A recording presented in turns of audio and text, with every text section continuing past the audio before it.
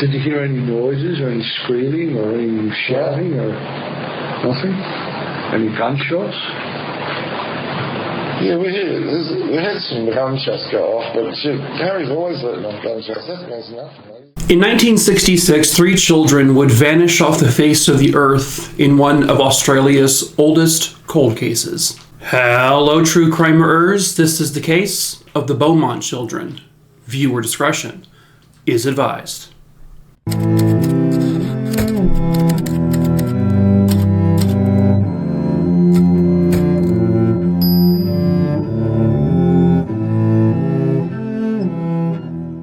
Real quick before we get started, of course, hello, my name is Mike. If you're new to the channel, I tell 3 true crime stories a week here on YouTube on Mondays, Wednesdays, and Fridays. I also tell short-form true crime stories over on TikTok, where I'm more well-known. I have about 3 million followers over there. So if you want to follow me over there, the link to get there is in the description of this video in the link tree. It also pops up here at some point as well. And then I also have merch. We have shirts like this, the Owl Did It t-shirts, amongst others. We ship internationally, and the link to that is in the same place in the link tree below.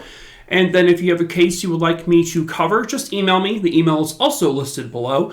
Just email me the name of the person, where it happened, when it happened. I'll add it to the list. I've got over 5,400 names on that list, though. I close my eyes, I scroll the list, and I pick it out at random, to be fair. And so I can't tell you when I'll cover the case you recommend, but it will happen eventually. Pretty much. Yeah. What? Stop, Mike. Okay.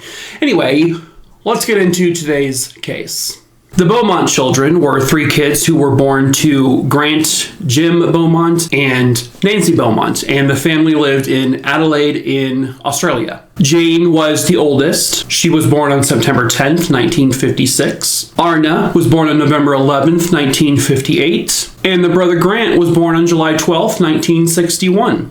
The 3 of them obviously grew up with each other, and they loved each other dearly. They would hang out together all the time. They would play all the time. This is back at a time, this is in the 60s, when kids were kids, and they actually went outside, and they played, and they hung out with friends until the streetlights came on, kind of thing. Now, this is also during a time when kids felt safe to be kids. Not like you kind of have to worry about nowadays with people just snatching you up off the street. Back then it was different. Kids would go outside and play without any care in the world. They wouldn't have to worry about strangers. They felt safe. They felt protected. And, back then parents would let their kids go places on their own. They would let them get onto a bus and go down the street to a nearby hangout spot, even young kids.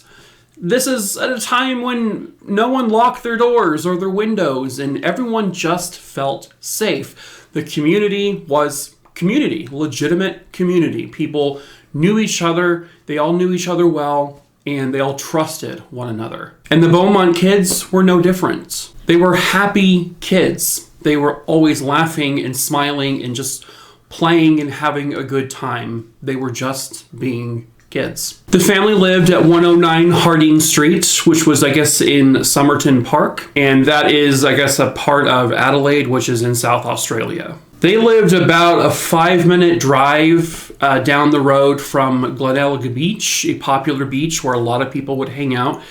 Now, this story happened in January, which, to those who don't know, January is basically like the summertime for them in Australia, where it's, obviously the dead of winter for us here. We're used to freezing our butts off. But in Australia in January, they're going to the beach. They're going swimming. They're not wearing jackets and snow boots. They're hot. And this particular day, it was apparently about 40 degrees Celsius, which would be a little over 100 degrees Fahrenheit. It was a hot day, and a lot of people would be going to Glenelg Beach to cool off, get in the water, have some fun, splash around, get a tan, what have you. The Beaumont kids would go to Glenelg Beach kind of often. As a matter of fact, the day before this case happens, they had gone down there. Their mother allowed them to go onto a bus and take the 5-minute trip down the street to the beach. Again, please don't go at the parents here and judge the parents here. This was a much different time. The reason why you and I are more paranoid, these days, especially those of you who are parents, I'm not a parent, but to those of you who are parents, you're a lot more paranoid because of stories like this happening. But back then, they didn't have a lot of these stories. And also back then, they didn't have a ton of news circulations going around. There wasn't like a bunch of newspapers and nationwide news stations. And so people didn't hear a lot about stories like this, but they also just didn't happen that much. But because they happened is the reason why you may feel you need to judge the parents in the situation. But again, different times, so please be aware of that. But the day prior, they had gone to the beach and they came home, no issues at all. I guess Arna, the middle child, had told their mom that Jane had herself a boyfriend down at the beach. And her mom didn't really know if that was just some kind of like cheeky comment, just Arna being, silly or what. But she didn't really take it, seriously. And so the kids, when they asked their mom on the morning of January 26, 1966, if they can go back to Glenelg Beach, even with this kind of mysterious boyfriend comment, the mom said yes, of course. It was, like I said, a 5-minute bus ride, 3 kilometers down the road. Their mom gave them a small amount of money, enough for the bus fare, and let them go on the bus and head down to the beach. Their mom didn't realize that would be the last time she would ever see them again. She set them off on the bus at about 8:45 that morning, and she was expecting them back sometime around noon. But when the noon bus came back to their neighborhood, the kids weren't on it. And so she was like, okay, maybe they just are running late. They missed a bus. So then she waited for the next bus to come. The kids weren't on it. By 3 p.m., Jim had come home, their dad, and he was at a work trip somewhere south. And so he got home around 3 p.m. and, the mom told him, like, listen, the kids aren't home. I'm very worried. So then he himself gets in the car and he drives down the street to the Glenelg Beach, and he starts looking for them in a panic. He can't find them anywhere. I mean, the beach is still crowded, a lot of people there. He gets on foot and he's just searching every which way he can. And so he can't find them. He goes back home. He and his wife then go to the streets, and they start street by street searching for him, asking neighbors if they had seen the kids. By 5:30 p.m. that night, after no luck finding the girls or any idea where the heck they are, they went to the police to report them missing. At first, police were like, let's not worry right now. Maybe they just lost track of time and they're out there somewhere and they're going to be home soon. But that never happened. So then the police began their search. They began searching the beach itself. They then began searching the sand hills that are over there.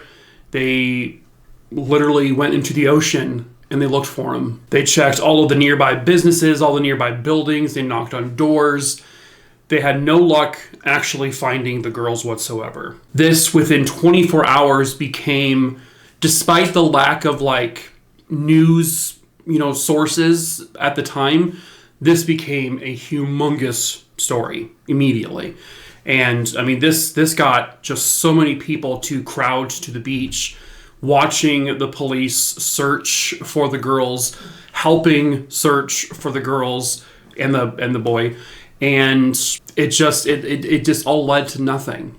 A day or so into this, they are starting to kind of go into this panic mode of, there's a pedophile on the loose. There's a sex-crazed maniac on the loose, a kidnapper, a child murderer. No one knew. Nobody knew what was going on and what happened to these kids. And so as police begin the interview process, they're interviewing everyone who they could find that would come forward about, they were on the beach that afternoon or they were in that area that afternoon. They would start to get some tips. They got some information from several people. There were several people who said they saw the 3 kids near the Collie Reserve, which is right off of Glenelg Beach, and they were with a man, a strange man that these witnesses didn't recognize or know. He was described as a tall, slender man. He had like light brown hair, very thin face. He was maybe in his mid-30s. He was described as having a very sun-baked type of complexion to his skin, and he was wearing swim trunks. The three kids appeared to, it looked as if they knew this man because they seemed to be very comfortable around him, and they were playing. This strange man was playing with these kids. And that's kind of back when, you know, the kid's mom, when this is all going on, she remembered, like, wait a minute, you know, Arna had told me that Jane had this boyfriend at the beach.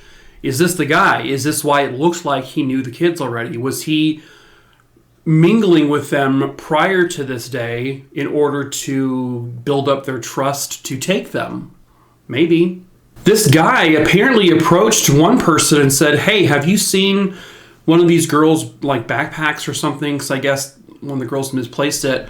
And he said like there was money missing from the bag. And so, it just added to the fact that this guy seemed to know these kids. Witnesses said the man would go into a changing room near the beach.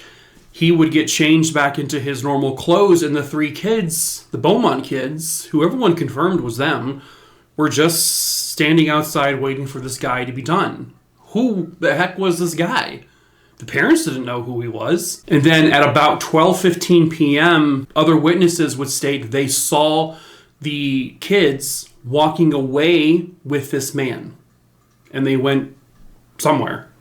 At about 2:30, maybe closer to 3 p.m., another witness said they saw the kids again with this man. The man had one of the kids' bags draped over his shoulder. Again, it almost appeared to witnesses who didn't know them that this was maybe even their dad. And that's when another witness would come forward, someone who worked at a nearby pastry place or bakery called Wenzel's Bakery. And this was on Mosley Street. I guess it's really not that far from the beach from what I understand. So the person who worked there would tell police that all three kids had come in. There was no man with them. And Jane had purchased pastries, and then she also purchased a meat pie, which was very unusual to the person who worked there because they knew the kids, because the kids had been there several times before. They had never purchased a meat pie ever. They always purchased sweets or pastries. And Jane handed the person a £1 note. When Jane's mom found out about this, she was like, that's weird. I didn't give them any like £1 note. She had only given the kids, I guess, shillings and 6 pence, 6 shillings and 6 pence, enough to buy a small lunch and enough to buy their bus fare. But she never gave them a £1 note, and they had never purchased a meat pie before. So the belief is that the man had sent them in to buy their own, pastries, but also he must have given them this note to buy him a meat pie. But he maybe didn't want to be seen in the pastry shop with them. As the days go by, they have nothing. Weeks go by, they have nothing. Months go by, nothing. No sign of the kids. No article of clothing. Their backpacks aren't found.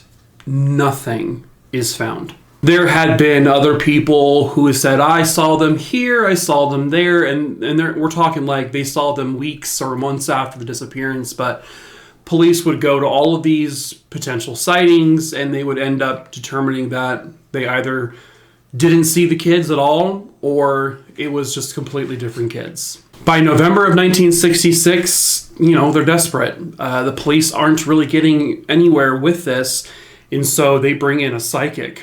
A Dutch psychic is flown in to help them in any way that he possibly can. It really wasn't successful. He essentially led the police and the family on this wild goose chase. He kept saying different things as each day goes by, different, visions and different things, and it was all meaningless.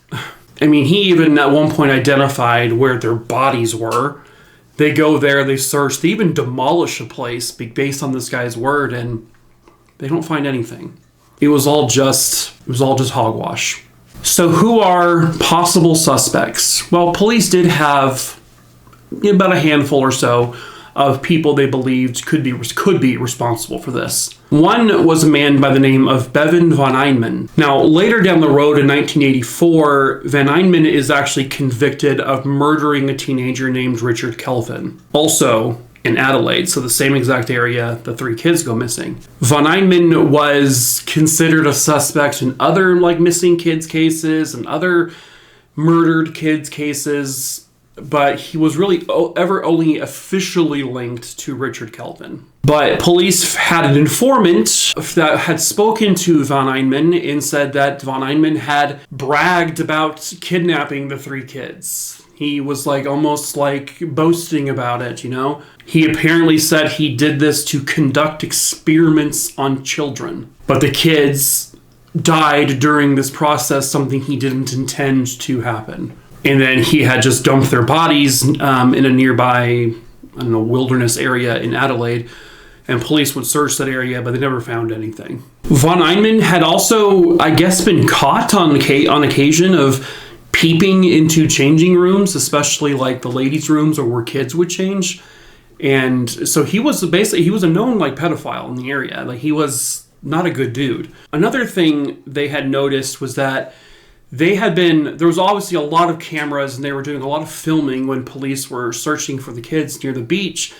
There was one point where the camera pans over to this row of onlookers who were watching, and police later on notice a man wearing glasses who looks a lot like von Einman. And they weren't sure if it was him. They tried to doctor the photo up as best as they could to make it clear, but they couldn't say for sure it was him, but it looked a hell of a lot like him, which could give credence to him being the one responsible, because a lot of times these guys who do these kinds of things, they want to go back to the scene of the crime and they want to watch in a creepy way. I think even to this day, someone can correct me if I'm wrong if you live in the area, but I think von Einman is still technically considered a person of interest in the Beaumont children disappearance. From what I understand, he is still alive in prison. Another suspect they had was James Ryan O'Neill. Later down the road, he too would be convicted of murdering a child that happened in 1975. He had killed a 9-year-old boy in Tasmania, and he too had told people that he was the one who took the Beaumont children and did away with them. And then, I guess later, someone or police would ask him about it, and he would then say, I couldn't have done it. I was in Melbourne at the time. I wasn't even in the area. And then he was asked again down the road, did you kill the Beaumont children? And he said, listen, based on advice I've been given by lawyers, I'm not going to comment. Okay? The police there in South Australia had interviewed him. They looked into him, his whereabouts and whatnot. And from what I understand, he ultimately was cleared as a suspect. There were other men like Arthur Stanley Brown, Derek Ernest Percy. These are other known pedophiles or abductors or child killers in the area who had all been looked at as possible suspects in taking the Beaumont kids, but ultimately they were essentially cleared for the most part. The biggest suspect police had was a man named Harry Phipps. Harry was a man who owned a factory in the area in Adelaide where all of this took place. He was a highly regarded, high-ranking public, official or person in this area. At the time of the case, Harry Phipps looked very similar to this description of what people would refer to as the Satin Man. And I'll get to why he's called the Satin Man here in a minute. Or he looked a lot like the man the kids were seen with. And if you really put the images next to each other, honestly, yeah, it does. They do look very similar. But then again, so does a couple of the other suspects too. They look pretty close. Phipps was a rich man. From what I believe, he was well known in the area, which is what makes me wonder, if he was well known, wouldn't people have recognized him as for sure being the man that this was seen with the kids? That's the one thing I'm confused by, because he wasn't like this guy that nobody knew existed. He was also known, however, to give £1 notes to people, which is what the kids had used to pay for a meat pie. He only lived just like 300 meters down the road from the beach. And he was also considered to be a pedophile. At the beginning of this video, I played a segment of an interview that his son Hayden gave to police many years later. And so here is that snippet of interview. When did you get home? Between 12 and 12:30. You said you saw the kids. Yeah, I've seen them come in. Can you describe them to me now? The little kids, one's a little bit shorter than the rest, with short haircuts. I think they had towels. I think they had beach towels. Did you see them talking to Harry? Yeah. Did you hear what they're saying? No, we're too far away. How long had you seen them for? How long were you standing talking to Harry? Oh, only long enough until he took them inside, or he took them inside. And then after that, I came out of the cubby house and went inside to see if it was going on. And the front door was open, so I just assumed they left out the front door. Did you hear any noises or any screaming or any shouting or nothing? Any gunshots? Yeah, we had some gunshots go off, but Harry's always letting off gunshots. That means nothing. You think it was odd with the kids in the house? There was gunshots going on? No, not in that place. How many shots did you hear? 4. So a little backstory is that Hayden, and this is the reason why there's a book called The Satin Man. And the reason why people kind of refer to this potential abductor as the Satin Man is because Hayden was, as he grew up, he alleged that he had been sexually abused and assaulted by his father for years, until he was about 14 years old, when he was old enough and strong enough to fight back and say, basically, if you touch me again, I'm going to do something to you. And so his father eventually had stopped sexually abusing him. But he abused him just so many times over the years. And he said he always knew when it was about to happen because he could hear the sound of his father's satin pajamas, whoosh, whoosh, whooshing together as he walked down the hall. And walking into his room, you can hear that sound. And so, he kind of referred to him as the Satin Man. So back when this happened, Hayden was only 15 years old, and I guess he had a tree house in their yard. This interview, by the way, doesn't happen until way down the road in 2000. I want to like 6 or 7 or so, and so this is many years later. But he said on January 26th, and he remembers that day because I guess it was Australia Day. And he remembers it as being a very unusually very hot day. And he said that he saw the children, the Beaumont children, he says, in the yard with his dad. From his treehouse, he sees this. That the kids had basically gone into the house. And he also says at some point he hears gunshots coming from the direction of the house.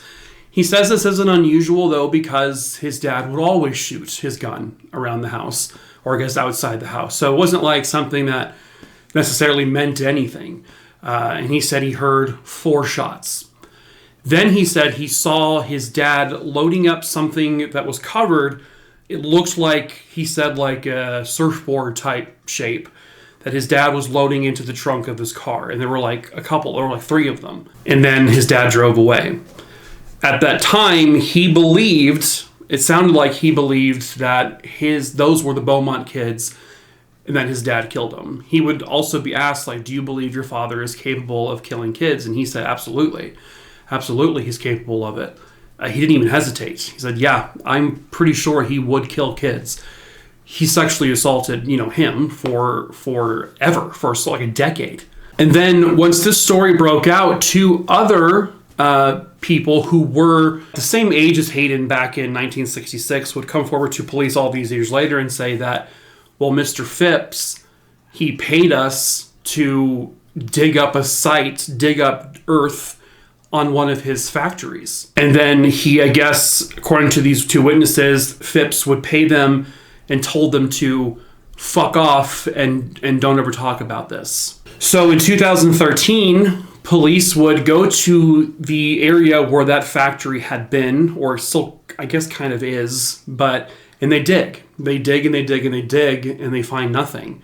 And that's when one of the two witnesses who said they helped, dig these holes said, oh shit, I think we're in the wrong spot. They dug the wrong spot because some things had changed about this location. Like a gate that used to be there was no longer there. And so the gate had moved or something. And so the witness kind of just visually got it wrong. So they now kind of pinpoint the more accurate location. They bring in the ground radar technology thing, and they detect anomalies in the earth. And so they finally are able, I think in 2017 or 18, they finally dig and dig and dig some more, and it's nothing. It's animal bones. They find bones, but it's animal bones. There's no remains of kids in these graves. Now, one of Harry Phipps' other sons would later come forward to state that his brother Hayden was mentally unwell, basically, and what he said about his dad just wasn't true, and they were all lies, and he shouldn't be taken seriously.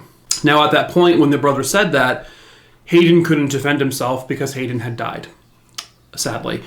And unfortunately for police, in 2004, this is way before they start digging and get this information from Hayden, but in 2004, Harry Phipps died. And so even if he was the guy, he will never face justice. He will never be arrested. He'll never be able to be questioned. That's it. If he was the guy, that's it. He got away with it, The disappearance of the Beaumont children was, at the time at least, one of the largest investigations in Australia's history. And it is now 2024. We are almost at the 58-year anniversary of this happening, and it is still unsolved, making this one of Australia's oldest cold cases. And one of the most infamous cases, not only in Australia, but honestly kind of throughout the world. These three sweet, innocent kids who just went down to the beach to play, to hang out, to go swimming, they just vanished. In the middle of the day. I mean, this was broad daylight where this happened, where there were so many potential witnesses, and many people came forward to say, yeah, we saw the kids, and witnesses would state that we saw them here, we saw them there, we saw them here, and a lot of that would be corroborated, and the witness sightings were believed. It sounded like these were actual things, that these kids were seen with this unknown man. They, one witness said they were standing on a street corner and they looked over across the way at the Wenzel's Bakery. They saw the kids going in there. There was a man kind of near them outside, and the bakery persons confirmed that the kids went in there, bought a thing, bought a meat pie with a £1 note that their parents didn't give them. The kids were then seen, they were also seen at the beach with this man, outside of a changing room, waiting for this man. Who was this man? Was it Harry Phipps? Was it one of the other suspects? Was it someone completely random and different that no one had even talked about? Nobody knows. Nobody knows for sure. This was a moment in Australia's history that really kind of changed a lot. Like I said at the beginning, people were it was easier for them to let their kids go out on their own and whatnot, and people trusted everyone and they were friendly with everyone. But this really turned the corner. Especially in Australia, where everyone's like, we're locking our doors, we're locking our windows, kids aren't going out on their own. Everyone at that point said, okay, this is a thing that happens. This is now a possibility. So now we're going to be protecting our kids like no other. And that kind of really would end up spreading throughout the world as well. And this is about the time when these cases start to happen more and more, and people start to become more and more aware, and they would evolve into becoming the protective people that, many people are today. Sadly, the Beaumont children's parents, this would really kind of just rock their marriage, as it happens a lot in cases like this, puts a lot of stress, and so they would end up separating. And both parents, by 2018 or 19 or so, both of them have passed away. And they never found out what happened to their three kids. They never found them. They never found a trace of them. They don't know what happened to them, and they died never knowing. And sadly, that is where it is today. Nobody knows what happened to the Beaumont children. Not really. There's speculation, there's theory, there's suspects, there's rumors. They've dug, they've looked, they've searched, and they've gotten nothing. The kids were there, and then they were gone. They were clearly taken by someone. They don't believe the kids fell into the water and drowned because there were so many people that would have seen this and stopped it. So many people saw them with this man who appeared to be maybe their father or someone that they knew. So no one really thought anything of it to like rescue them. But if someone saw them drowning, people would have gone in there and helped. So it's obvious that they were kidnapped and that they were more than likely killed. But the thing is nobody knows for sure. There is no answer here. Could they be alive somewhere? Sure. The odds of that, pretty slim. They probably were killed that day or held captive maybe and killed within days. But sadly, there was a much different time and, investigative tools just weren't as prominent as we have now. If you have any information about what may have happened to the Beaumont children, the time, it's been far too long. If you have information, please come forward to the police there in South Australia. Please let Australia know. Please give them this. Give them the answer to the question that has been plaguing them for almost 60 years. The Beaumont children deserve it. The Beaumont children deserve to be laid to rest. The Beaumont children and their parents, they deserve justice. But that is it for this case. True crime, Rooney, Dooney, Dingleberry Dongs. I hope you found it interesting. As usual, please subscribe, give the video a like so more people can see it, and then follow me over on TikTok. I sell merch, recommend a case. Bada bang, bada boom. That is it for this video. True crime, Rooney, Dooney, Dingleberry Dongs. Again, why am I talking like an old-timey 1920s person? I don't know. See, meh. What am I doing? I don't even know. I'm trying to say goodbye in my way, but I don't know how to do it. See? Meh. What? Meh. I don't know what I'm doing. See? Stop saying see. What am I doing? If you're new to the channel, I don't know how to end my videos, so I do stupid things like this. Is this working for you? No, probably not. It's not working for me. I continue to do it, though, so clearly I have mental health issues that need to be worked on, because now I sound like a dame from the 1920s. Please rescue me, sir. What am I doing? What? Stop it.